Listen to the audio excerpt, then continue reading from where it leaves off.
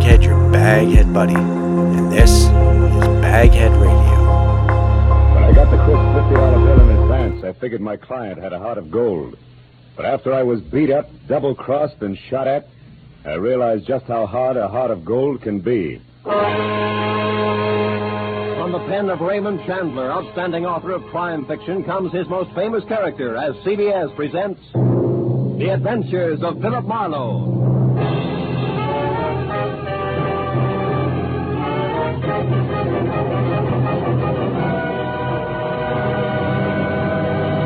And now, with Gerald Moore, starred as Philip Marlowe, we bring you tonight's unusual story, The Heart of Gold.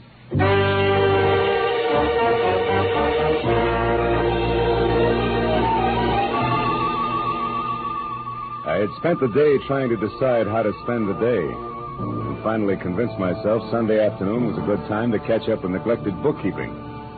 But I only got as far as the office door because a special delivery letter was stuck in the mail slot.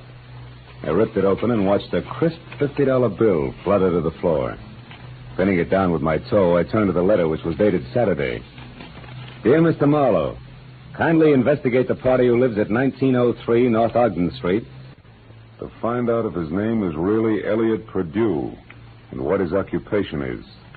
Then please come to my residence at 5 tomorrow, Sunday. I live at the home of a friend, Arthur Stewart, 33 Lemonwood Drive in Bel Air. I sincerely hope that $50 will be a sufficient retainer. Truly yours, Helen Asher. Judging from the tone of her letter, it was obvious that Helen Asher didn't hire private detectives very often. Nevertheless, I glanced at my watch, which said I had to work very fast, and I headed for 1903 North Ogden. It turned out to be a small house near Selma Street. I got out of my car and walked up to the door.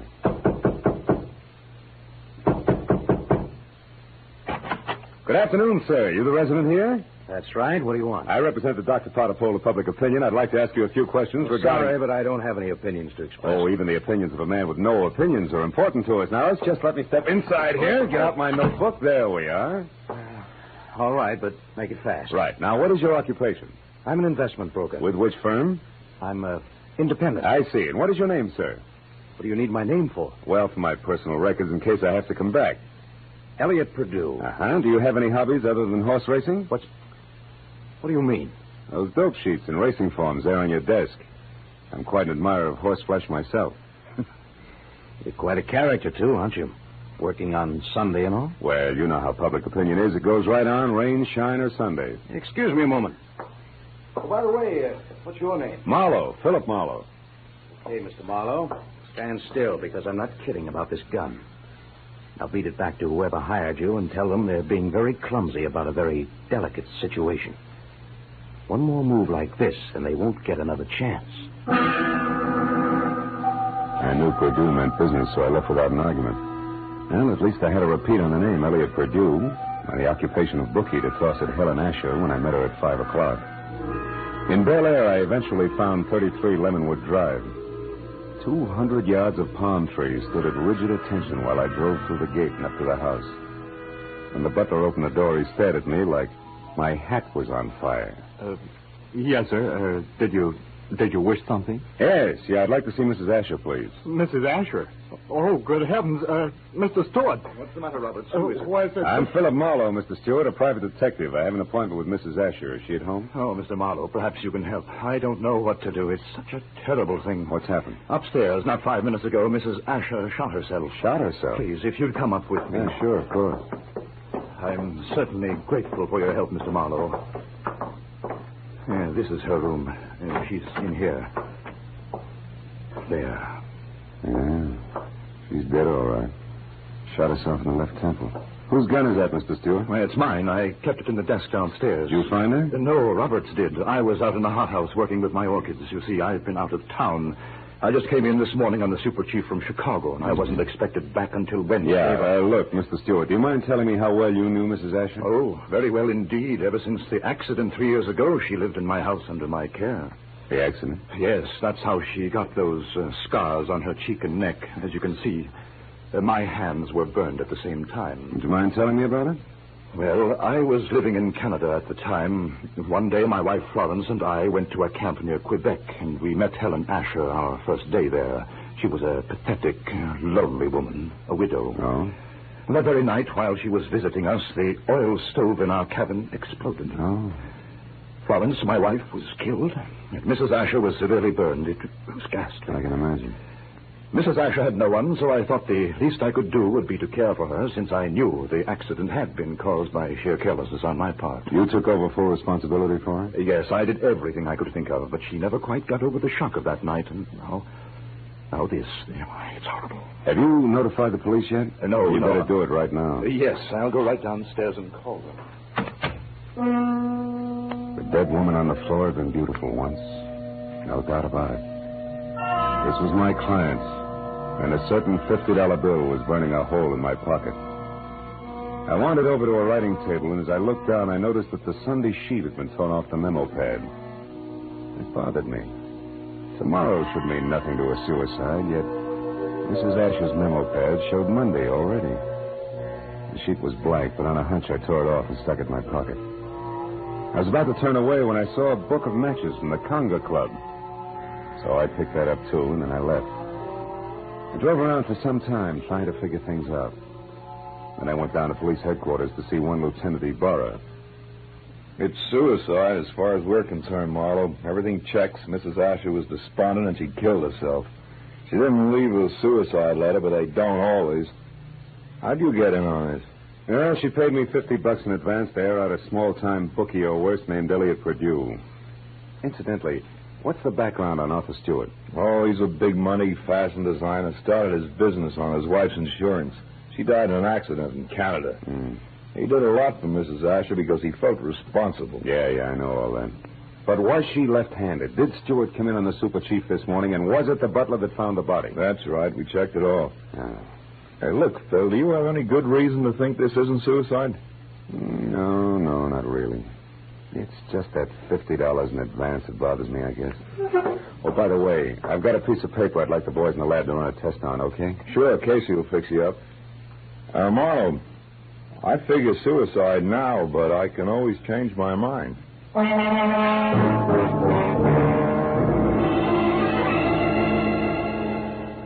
I went down the hall to the police laboratory and handed the blank page of the memo pad to Casey. 10 minutes later, he explained that the impression showed a left-handed person had written a number, Bradshaw 711, with a wide point fountain pen, probably on the page just above the one I'd given him. Well, I thanked him, dropped 4 bits in the Christmas fund bottle, and found the phone. I dialed Bradshaw 711 and waited.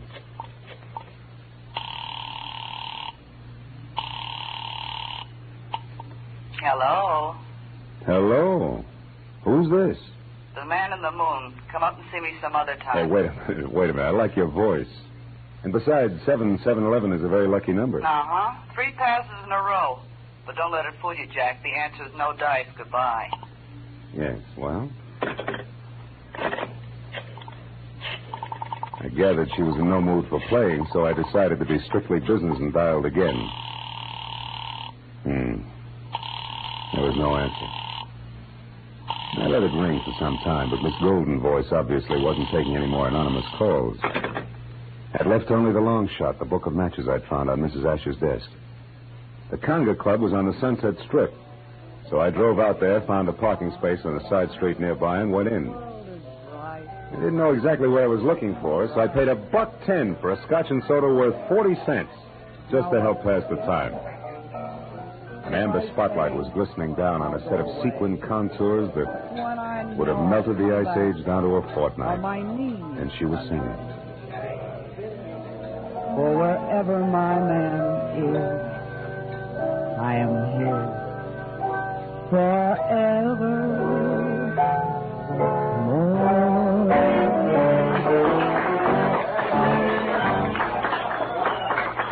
I knew it was Bonita, the Conga's featured songstress, and I knew something else, too. There was no mistaking that voice. She was the girl with the lucky phone number. I wrote her a note, called a waiter to the table to deliver it, and then sat back to watch her as she glided over and sidled into a chair opposite me. It was your penmanship that intrigued me, Mr. Malone. It was your voice and so forth, mostly the so forth, that got me, Benita. Would you care to decipher the Sanskrit you call a note? The waiter said you wrote it. Sure. It says important business. That's an idiom. If you wanted to talk turkey, how would you translate it? Do you know a woman named Helen Asher? Not that I remember. Why? Well, your phone number showed up on a memo pad. How do you account for that? How should I know? Maybe she intended to call me up. Look, you're quite a handsome man, Mr. Marlowe. But you look silly with your nose bent. Why do you keep sticking it into other people's business? Because besides being paid for it, it sometimes leads to meeting interesting and beautiful people. Present company included. What do you want? Mrs. Asher killed herself tonight. Mrs. Asher's dead? Yeah. And considering you said you didn't know her, you look very put out about it. All right. Marlowe, you win. But let's not talk about it here. Finish your drink while I get out of this costume. Then meet me outside by the front door in 10 minutes.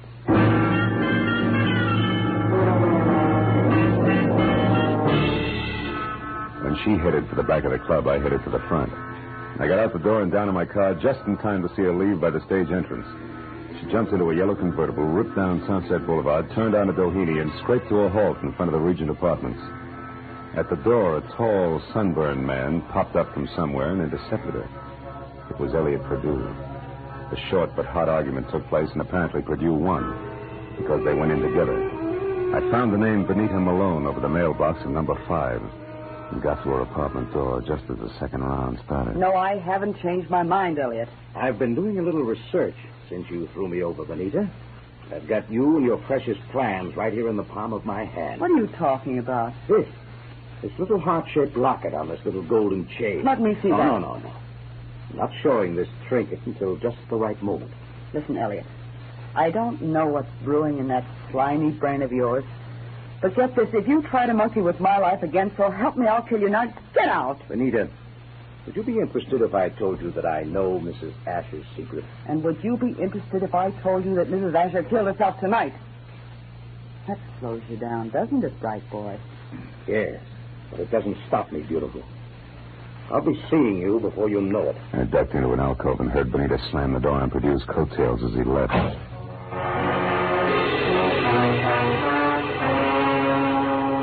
So, now I knew that Perdue, a locket, and Benita Malone added up some way to a bullet in the head for a scarred woman with a secret. I went back to my car and drove out to Stewart's house in Bel Air. When you were here before, Marlowe, I was so upset I hardly realized you were a private detective. You had an appointment with Mrs. Asher. Had she hired you? Yes, to investigate someone, but she didn't live long enough to give me the details. Now, what sort of trouble could she have been in to have needed a private detective? I don't know. But perhaps you can help me find out by answering a few questions. Anything at all, Mr. Marlowe. Does the name Elliot Perdue mean anything to you, Mr. Stewart? Elliot Perdue? No, I'm afraid not. How about Benita Malone? Yeah, I've never heard of her. You know anything about a heart-shaped locket on a gold chain? A locket? A gold locket? Yeah. Mrs. Asher had a heart-shaped gold locket. Where'd she keep it? Well, upstairs in her jewelry box, I should imagine. Come on, let's have a look, huh? Yes.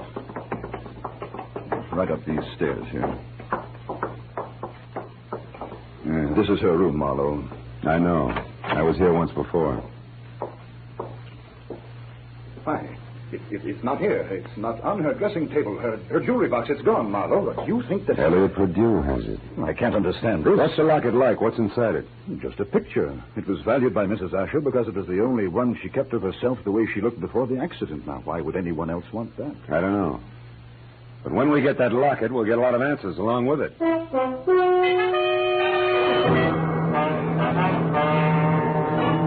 Now I was more convinced than ever that Elliot Perdue, Benita, and the late Mrs. Asher's secret were all dangling from the same chain that supported the gold locket. I said goodnight to Arthur Stewart and started back for Hollywood. But a moment later, I changed my mind and abruptly swung onto a shadowed side road and parked, lights out. It had suddenly occurred to me that the gallivanting Mr. Perdue might call on Stewart. And if so, I wanted to be on hand. Well, 40 minutes later, I was about to call off the cloak and dagger routine when I heard the sound of a powerful motor roaring out of Stewart's driveway. I looked up just in time to see a long black Nash whip by with Stewart at the wheel.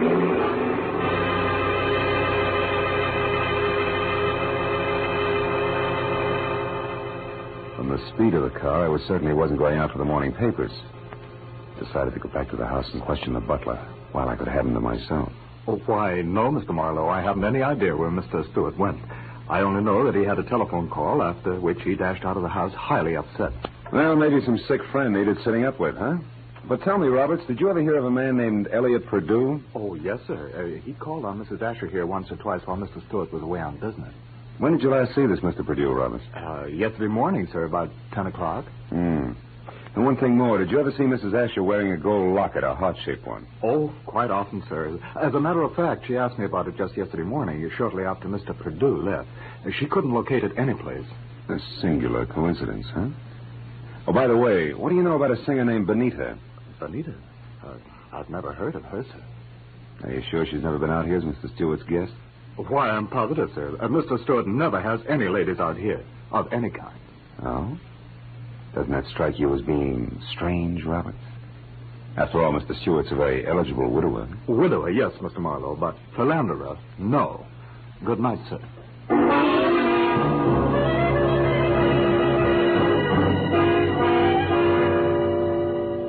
As I drove back to Hollywood, I tried to figure out where Arthur Stewart had gone. But I had about as much to work with as Gypsy Rose Lee after a third encore. Well, after discounting Benita's place in the Conga, there was only Elliot Perdue's house on North Ogden. 15 minutes later, I walked up to it, but the place was as dark and as quiet as the inside of a coffin. I was about to turn back to my car when suddenly I caught the reflection of a sliver of light bouncing off the glass in Mr. Perdue's living room. I found the back door lock easy to bluff. A moment later, I stepped into the living room. Marlowe, how did you know I was here? Mr. Stewart told me. You're a liar. Arthur wouldn't... Arthur? Well, you see, Mr. Stewart and I... Oh, no, it's Mr. Stewart, huh? Wait a minute, there's someone outside. Perdue. Put out your light. Now, when he finds you, keep talking. Say anything. I'll be behind the door. Here he is.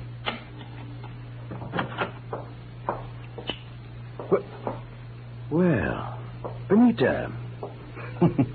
What a waste of time, my dear. While you've been here rearranging my socks, I've been talking to your boyfriend with the locket safely tucked away right here in my breast pocket. How clever of you. How absolutely ingenious. It's a bit late for nasty words between us, Benita, because possession of you was part of the bargain I struck with Mr. Stewart. You see, What are you staring at? My big blue eyes, Perdue. Don't move or I'll blast you. You'll do nothing. No. Get the gun, Benita. Now, Perdue, we'll play some more. Now the gentleman's breast pocket. Here it is, Benita.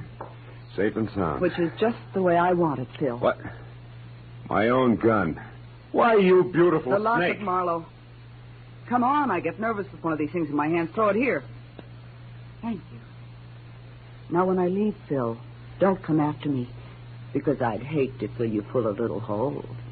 Good night, dear.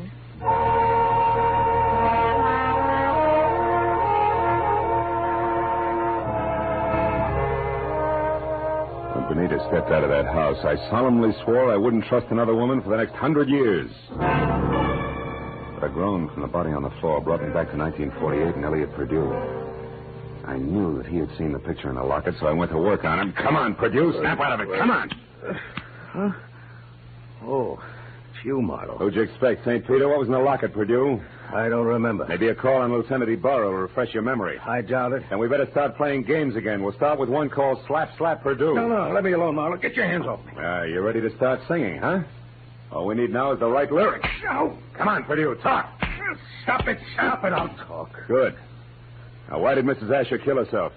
Because she had a good reason. Like what? It's a long story. Make it short. Okay, Marlowe. Here goes.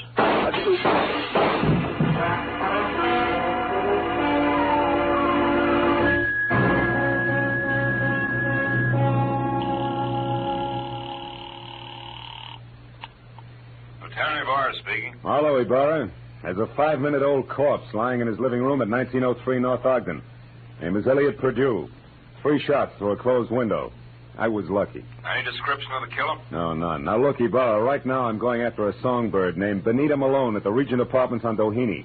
Will you cover me there without sirens? Sure, Marlowe. I'll attend to it in person.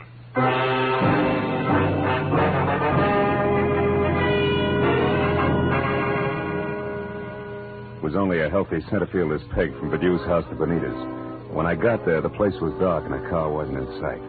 I decided to try the Conga Club. But as soon as I walked in, I began to worry because if Benita had wanted to get rid of that locket, she'd have had enough time to bury it at Forest Lawn. But I didn't know Benita, because Miss Oomph herself was singing in the amber spotlight, and dangling from her soft white neck was the heart-shaped gold locket.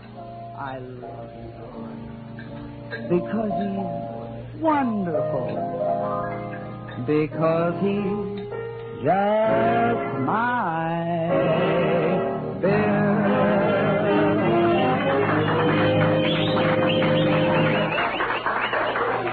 When she caught my eye, she smiled like a maitre d', and the moment she was through with her song, she headed back in my direction.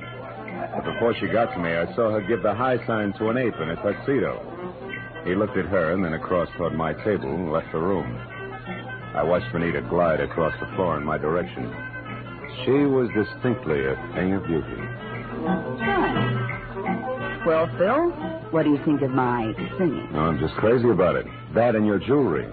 Especially that locket, family heirloom. Mm-hmm. It was more or less handed down to me, generation to generation. That's an old Spanish custom. Yeah, so I've been told. And I imagine tradition prohibits your parting with it, huh? That's right. Unless, of course, someone with oodles of money offers me lots of it in exchange. Then naturally I'd be obliged to part with it. I don't think you'd feel obliged to your mother on the second Sunday in May.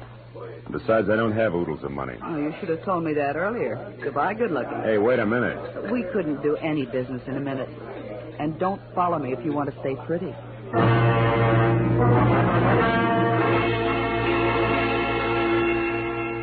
She pivoted on a spike heel and took off for a dressing room, and I knew that if I followed, I was scheduled for a nasty tete-a-tete with an ape in a tuxedo. When I made the lower floor and saw that the long corridor to her room was empty, I knew the setup. The ape would be on the other side of the door waiting. Benita still had my gun, so I got the nearest substitute for a blackjack, a full bottle of Paul Masson champagne. Then I walked noisily down the corridor as far as her door and knocked. Turned the knob slowly, kicked the door open, and stood clear. It worked. The ape's hairy hand was wrapped around my gun, and it came down in an arc that was never interrupted. And that left him off balance. The ape hit the floor, and before Benita had a chance to close her mouth, I ripped the locket from her neck, picked my gun up, and ran. I didn't stop until I collapsed against the store window. Then I opened up the locket. 2 minutes ran out on me before I realized what was wrong with the picture. Then I knew. Arthur Stewart's home in Bel Air was my next stop.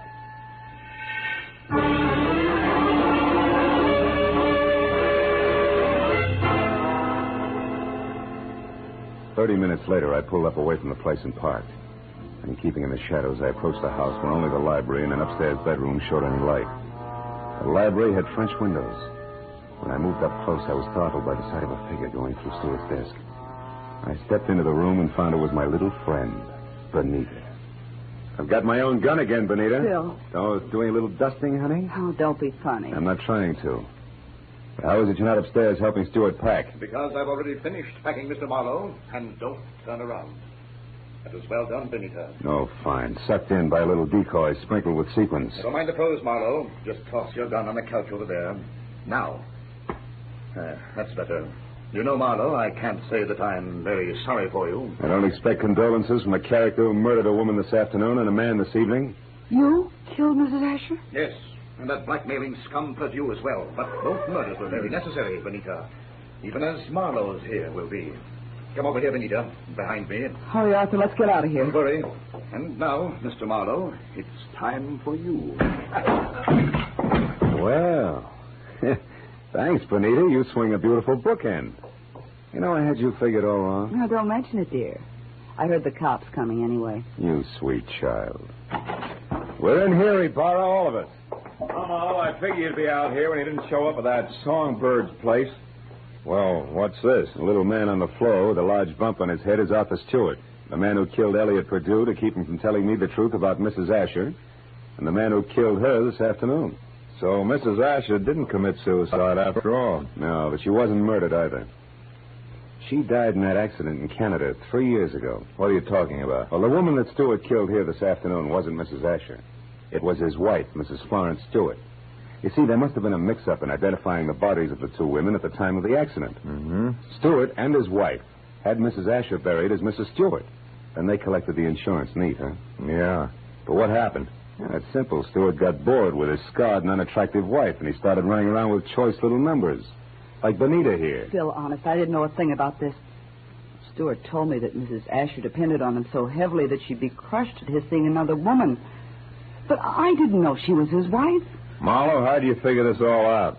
From a locket that belonged to the woman we knew as Mrs. Asher. It had a picture of Stewart and Mrs. Asher taken in dress clothes before she was scarred. Yet Stewart claimed that he and his wife had only met Mrs. Asher the day of the accident, and on a camping trip at that. But, Phil, I saw the picture, too, and I didn't figure that out. That's because you were too busy trying to figure just how much the locket was worth to Arthur Stewart, or to anybody, in cold cash. You were blinded by all the dollar signs in front of your eyes, baby. Why, Phil, how can you say such things?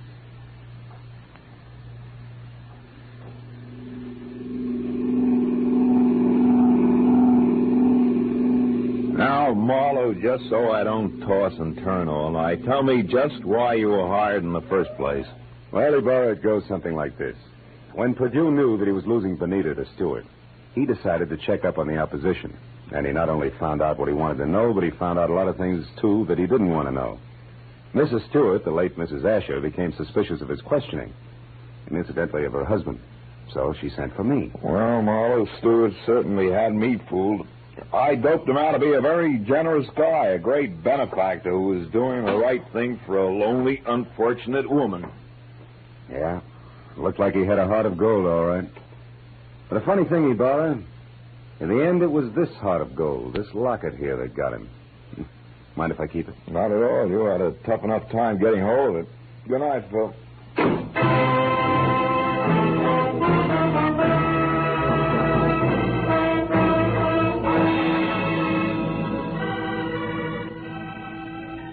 Well, by the time I got back to my apartment on Franklin, the sky was beginning to fill with the soft gray of morning. I pulled the blinds down in my bedroom and sat down for a last cigarette. I had mixed with a lot of funny people that day. But for some cockeyed reason, I kept thinking of Benita Malone, a girl who was no better than she had to be. Finally, I put her out of my mind, and I was about to turn off the desk lamp when I noticed my memo pad. Still read Sunday, which was understandable. But scrawled across the top sheet was a telephone number. And I couldn't figure how it got there. It was written in crimson lipstick. Bradshaw 7. 7-Eleven.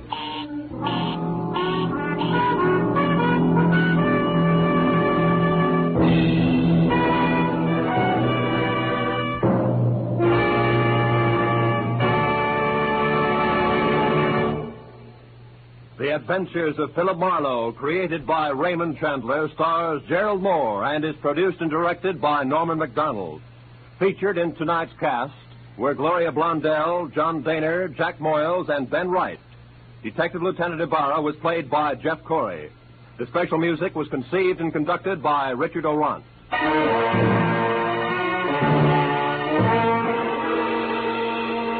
Be sure to be with us again next week when Philip Marlowe says... They were all after it. An importer, a beautiful woman, a nut, and a guy I couldn't figure out. But before we were through, one was in the hospital, two were in the morgue, and the fourth was waiting for the hangman. All that because of a blue burgonette, something I'd never even heard of before.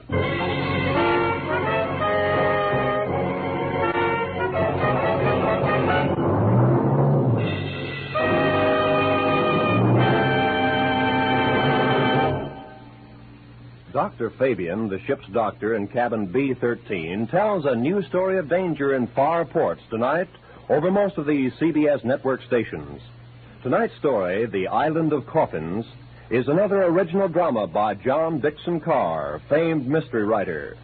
You can hear it when the ship's whistles sound outside cabin B-13.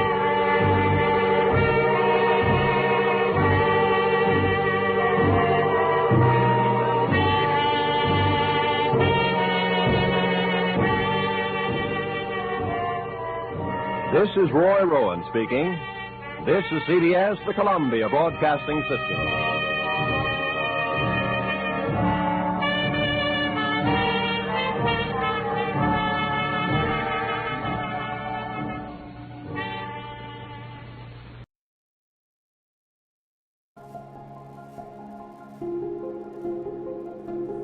I'm Bobby Baghead, your Baghead buddy, and this has been BagHead Radio. Please click like and subscribe. Stay tuned for more.